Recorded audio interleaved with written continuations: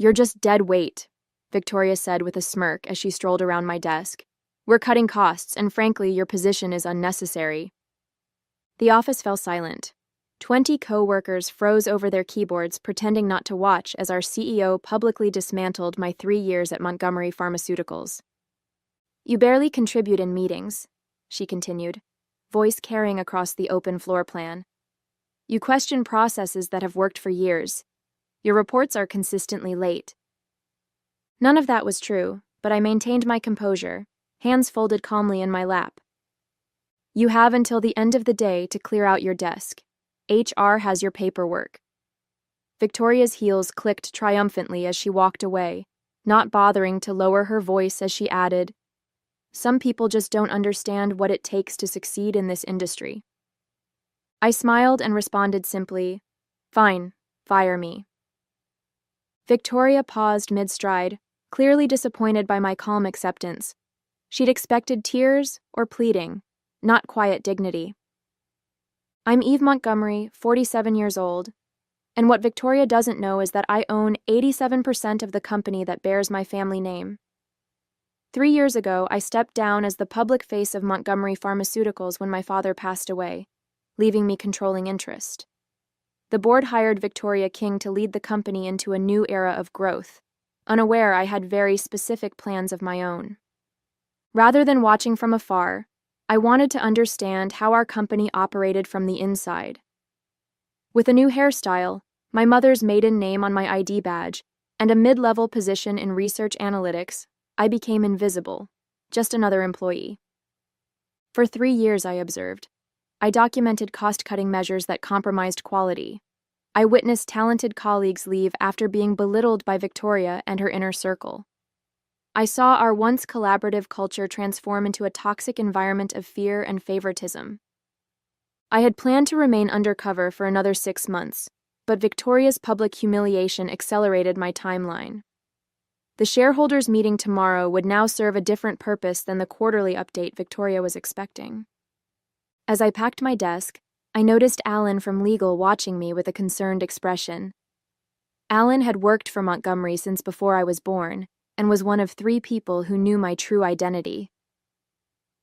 "Everything all right?" he asked quietly, glancing toward Victoria's office.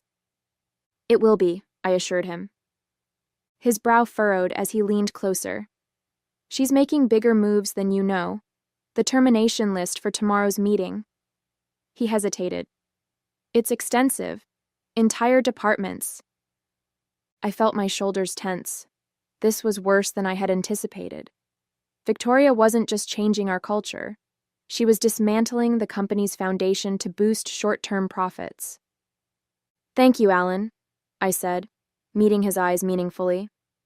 "I'll see you tomorrow." Montgomery Pharmaceuticals wasn't just a company to me, it was my heritage. My grandfather started in his garage, developing affordable alternatives to expensive medications. My father expanded it into a mid-sized operation respected for both innovation and integrity. We never became pharmaceutical giants like our competitors, but that was intentional. Our mission had always been about balance, profitable enough to drive research, ethical enough to put patients before profits. When my father died unexpectedly from a heart attack, I was working in our Seattle research division. The board, nervous about maintaining investor confidence, wanted to quickly name a new CEO. Though I had the experience and the controlling interest, I suggested we look externally for someone who could bring fresh energy. Victoria King came with impeccable credentials: MBA from Stanford, successful leadership positions at 2 major healthcare companies, and an impressive record of increasing profitability. Her interview was flawless. She spoke eloquently about maintaining our core values while pursuing strategic growth. The board was smitten. I was cautiously optimistic. My decision to work anonymously within the company was unorthodox but necessary. I needed unfiltered truth, not the polished reports that reached executive levels. I created a new identity as Eve Daniels, leveraging my background in pharmaceutical research to secure a position analyzing efficiency in our development pipeline.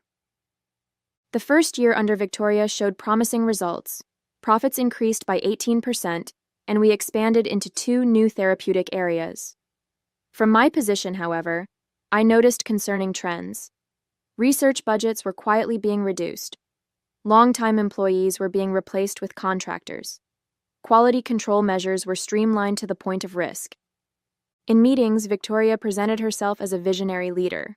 She had charisma, intelligence, and an uncanny ability to make difficult decisions sound necessary and forward-thinking. She spoke about strategic realignment and operational efficiency, while systematically undermining everything that made Montgomery special.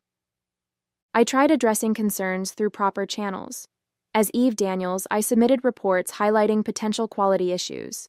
I spoke up in departmental meetings. I proposed alternative approaches that wouldn't compromise our standards. Victoria consistently dismissed these efforts, eventually labeling me a negative influence in my performance review. Initially, I respected Victoria's ambition and drive, believing she genuinely wanted to make Montgomery better, just with a different approach than our families.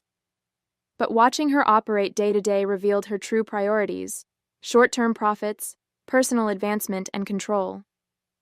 The day before my termination, I overheard Victoria speaking to our CFO in the break room. "Once we streamline these departments and move production offshore, we'll be perfectly positioned for the Axiom merger," she said. "My bonus will be astronomical." Merger? This was the first I'd heard of any merger plans. Plans that would require board and shareholder approval. Plans that would require my approval. The morning after my termination, I arrived at my apartment's lobby to find Diane from Human Resources waiting for me. Her anxious expression suggested this wasn't a friendly visit. "Ms. Daniels," she began nervously, "I have your separation agreement." She handed me a thick envelope. "Ms. King asked me to personally ensure you understand the confidentiality clauses." I glanced through the document, noting the extensive non-disparagement sections and the pitiful severance offer: 2 weeks' pay in exchange for signing away my right to discuss anything about Montgomery. "There's also this," Diane added, passing me another form. "It's a notification that your company-subsidized apartment must be vacated within 30 days. I had forgotten that my building was one of Montgomery's employee housing investments. Victoria was apparently leaving nothing to chance. "Thank you, Diane," I said, taking both documents. "I'll review these carefully."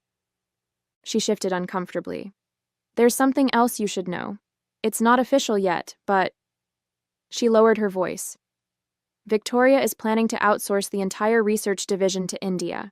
Over 100 people will lose their jobs after the quarterly meeting." The research division was Montgomery's heart, dedicated scientists who had developed life-changing medications. Many had been with us for decades. "Why are you telling me this?" I asked. "Because it's wrong," she answered simply. "Your reports were right about the quality concerns. 2 of our trial medications failed last-stage testing because of the shortcuts she implemented. She buried those results and fired the team leads." This was worse than I had imagined. Victoria wasn't just changing company culture. She was jeopardizing patient safety and our scientific integrity. "Thank you for your honesty," I said. "I appreciate the risk you're taking." After Diane left, I sat in my lobby, processing this new information. My experiment in anonymity had shown me exactly what I needed to see. But at what cost? How many careers had been damaged? How many patients put at risk? My phone buzzed with a message from Alan. Meeting moved up to 10 a.m. Victoria presenting new strategy to board and key shareholders. Merger announcement expected.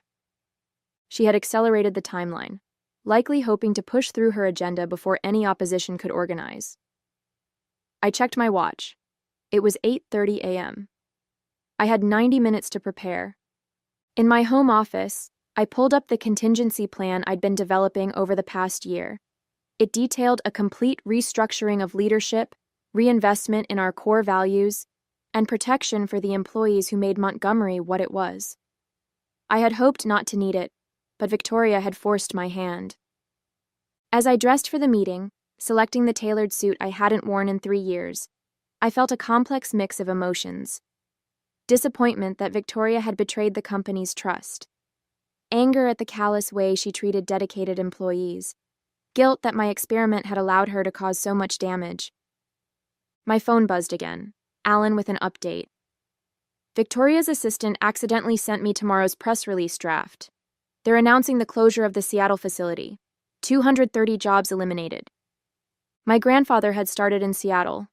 My father had expanded the facility, creating hundreds of well-paying jobs in a community that desperately needed them. This wasn't just business anymore. This was personal. Victoria hadn't just attacked the company. She had attacked my family's legacy. I tucked my tablet into my briefcase, my resolve hardening. It was time to step out of the shadows. Montgomery Pharmaceuticals occupied the top 5 floors of a sleek building in downtown Chicago. I entered through the main lobby, nodding to security guards who didn't recognize me in my executive attire. Instead of taking the general elevator to the analytics department on the 3rd floor, I swiped a keycard I hadn't used in 3 years and entered the executive elevator. The boardroom was on the top floor, a spacious area with floor-to-ceiling windows overlooking Lake Michigan. As I approached, I could hear Victoria's confident voice through the partially open door. Unprecedented opportunity for growth. The Axiom merger will position us to compete with industry leaders while providing exceptional shareholder value. I paused, listening. She was already discussing the merger, presenting it as a foregone conclusion. What about the research division, someone asked. Harold Jensen, our longest-serving board member. Montgomery's reputation is built on innovation. Research can be done more cost-effectively elsewhere, Victoria replied smoothly. We're trimming unnecessary expenses to maximize our appeal to Axiom. Speaking of which, I've prepared a comprehensive restructuring plan. It was time. I pushed the door open and entered. 14 faces turned toward me, expressions ranging from shock to confusion to, in Alan's case, carefully concealed satisfaction.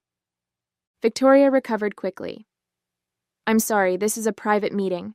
Security will escort you out. She reached for the phone, but Harold spoke first. Eve, is that you? Hello, Harold, I said calmly, setting my briefcase on the table. It's been a while. Victoria's hand froze mid-reach. Eve? As in? Eve Montgomery, I confirmed, majority shareholder and former CEO. The blood drained from Victoria's face. But you're Eve Daniels from Analytics. A necessary measure to understand the company's operations firsthand, I explained, addressing the room rather than just her. And what I've learned has been illuminating. This is highly irregular, Victoria stammered, trying to regain control.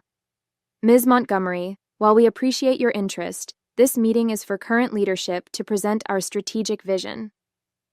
A vision that includes dismantling our Seattle facility, outsourcing research, and merging with Axiom Pharmaceuticals, I interrupted, all without board approval or shareholder vote.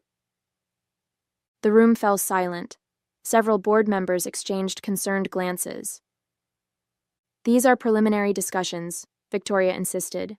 Nothing has been decided. I withdrew a document from my briefcase. Then why does this press release, scheduled for tomorrow, announce these changes as finalized decisions? I placed copies in front of each board member. Victoria's expression hardened as she recognized the document her assistant had accidentally sent to Alan. This is a misunderstanding, she said, her voice tight. A draft created to explore potential scenarios. Perhaps we should discuss your termination of Eve Daniels as well, I suggested. And the pattern of removing employees who raise legitimate concerns about quality and safety? Victoria's eyes narrowed. You were underperforming. The documentation is clear. So clear that you felt the need to publicly humiliate me in front of the entire department? To immediately revoke my housing? To offer 2 weeks severance for 3 years of service? The board members were watching this exchange with growing discomfort. Victoria sensed her position weakening. I understand you're upset, she said, adopting a conciliatory tone. But these decisions, while difficult, are necessary for Montgomery's future. The pharmaceutical landscape is changing and we must adapt. For a moment, her confident demeanor made me doubt myself. She was masterful, presenting harmful cuts as inevitable adaptations. No wonder the board had been persuaded by her vision.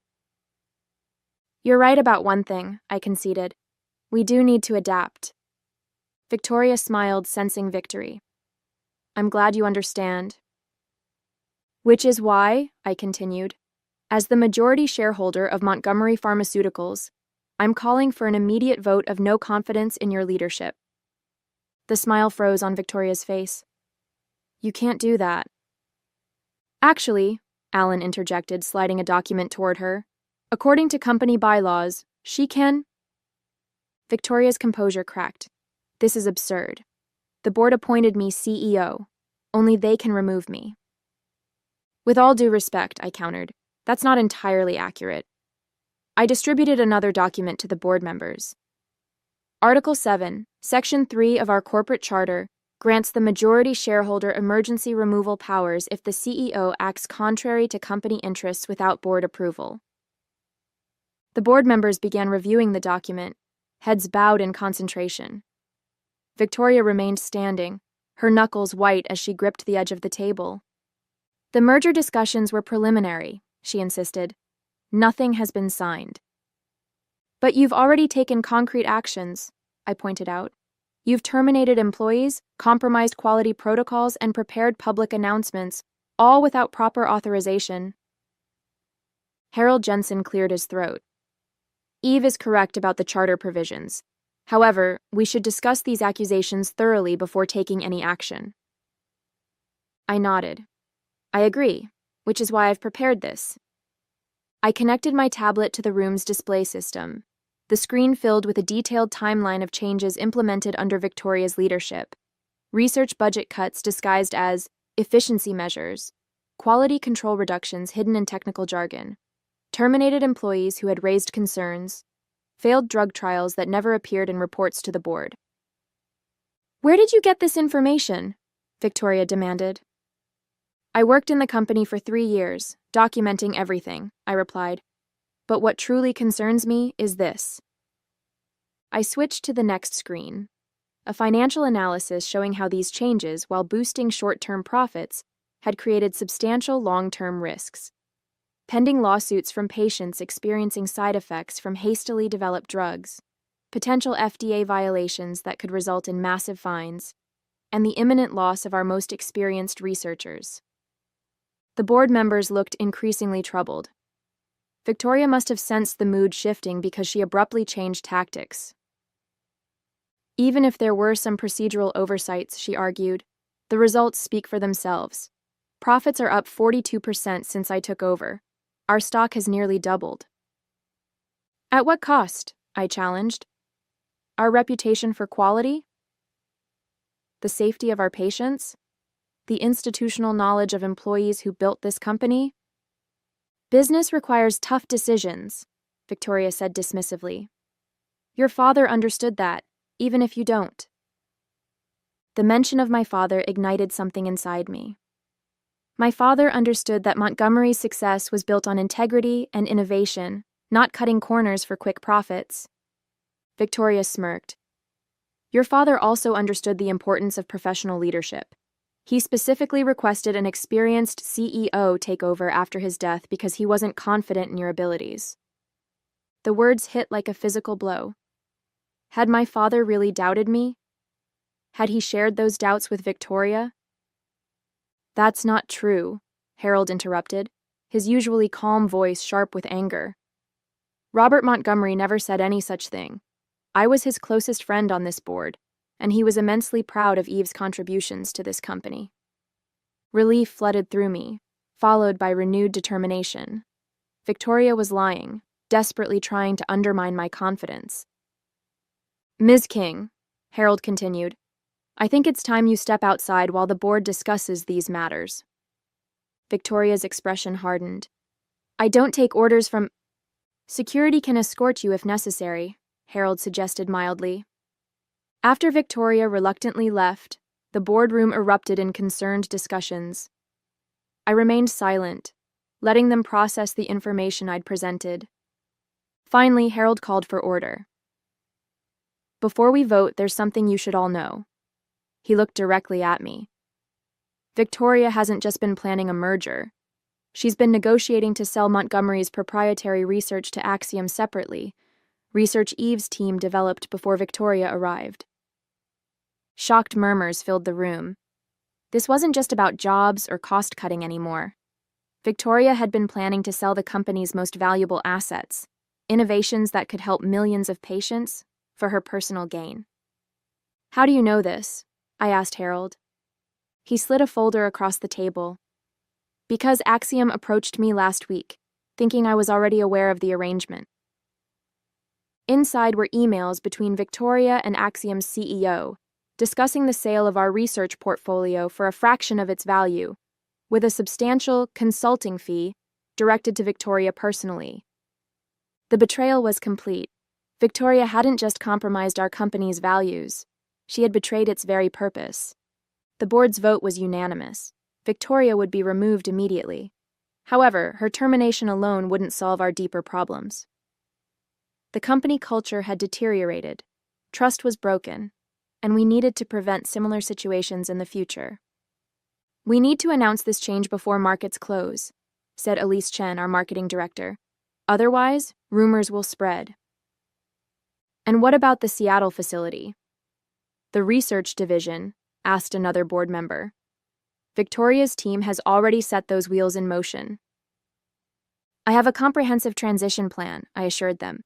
"But we need to move quickly. Victoria won't leave quietly." As if on cue, the boardroom door flew open. Victoria stormed in, followed by two men I didn't recognize.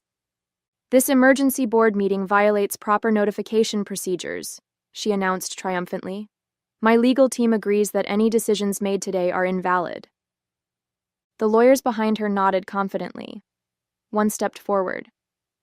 "As outside counsel for Montgomery Pharmaceuticals, I must advise the board that proper protocols for CEO removal haven't been followed." "You're not our outside counsel," Allen countered, rising from his seat. "Brenner and Associates has represented Montgomery for 30 years. "Not anymore," Victoria said smugly. "I terminated that relationship last month. Collins and Westfield now represents us." This was a complication I hadn't anticipated. If Victoria had changed our legal representation without board approval, it could create enough confusion to delay her removal. Markets would close, rumors would spread, and she might have time to implement her plans. "This is outrageous," Harold protested. "Changing legal counsel requires board approval."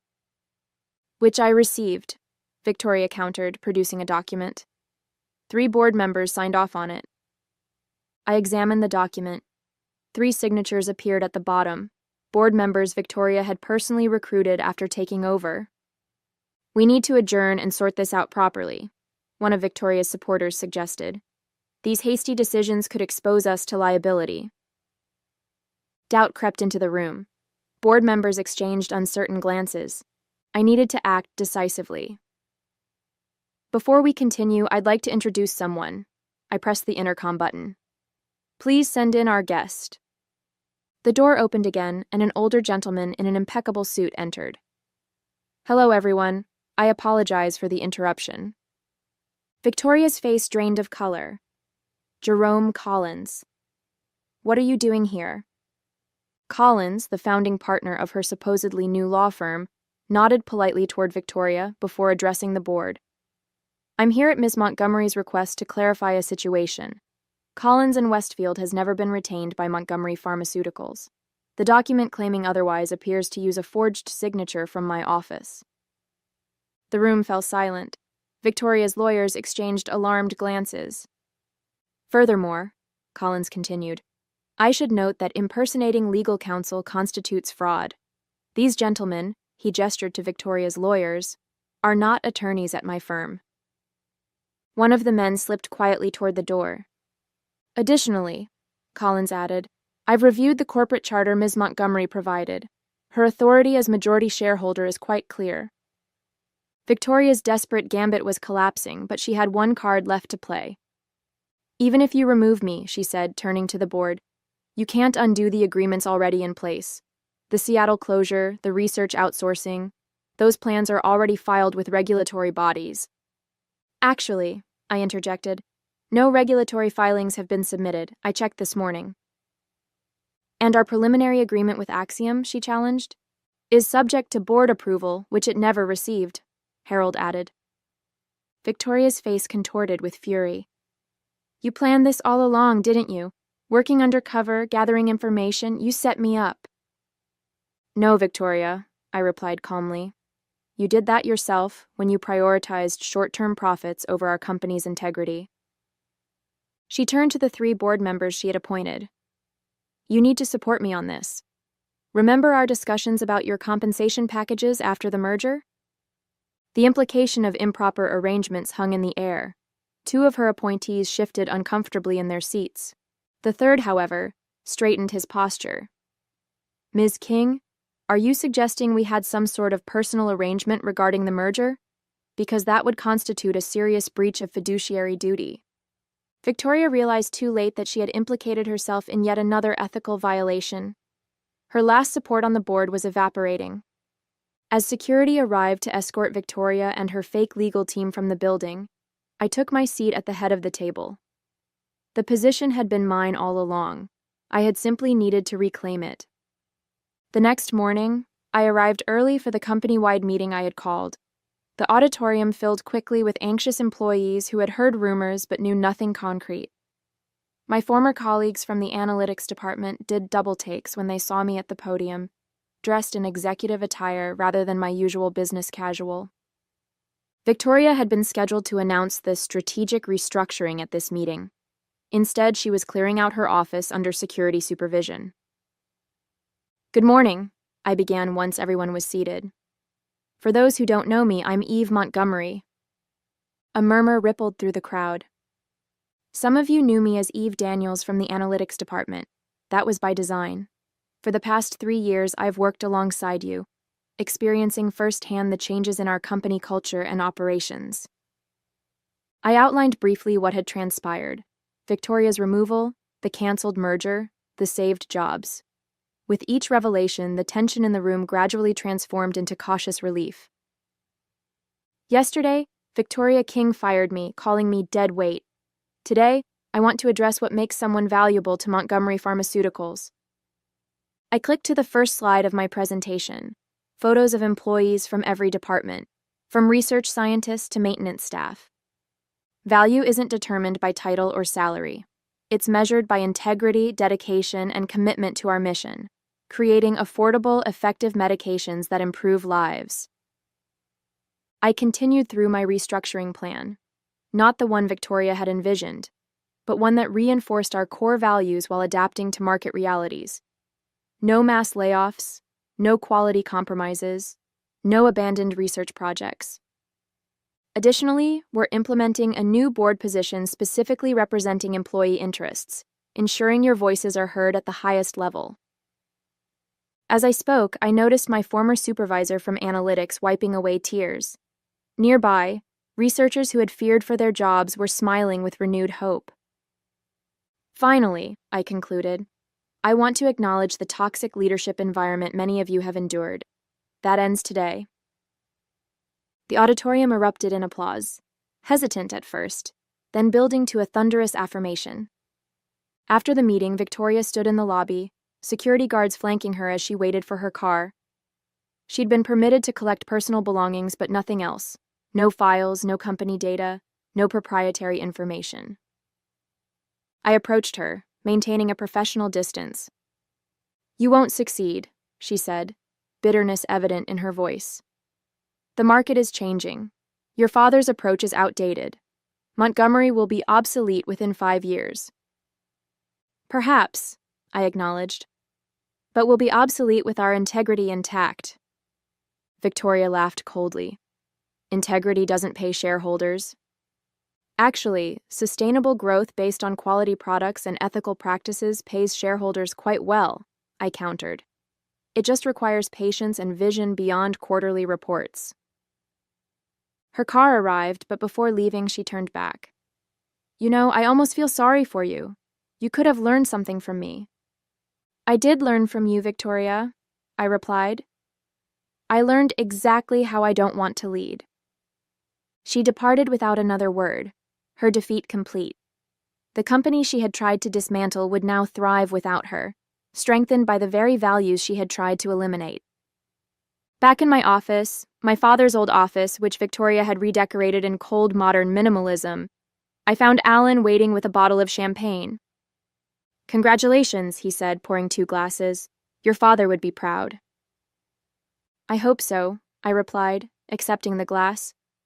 "There's still so much to fix." Alan smiled. "But now you have an entire company eager to help you do it." He was right. The real work was just beginning, but for the first time in years, Montgomery Pharmaceuticals was united by a common purpose again. On my desk sat a framed photo of my father that Victoria had removed. Next to it, I placed a new one, a candid shot from the company picnic last summer, showing me with my analytics team, laughing and unaware of the camera. Both images represented parts of my identity: Montgomery the legacy and Eve the colleague. Together, they would guide the company forward. "To new beginnings," I toasted.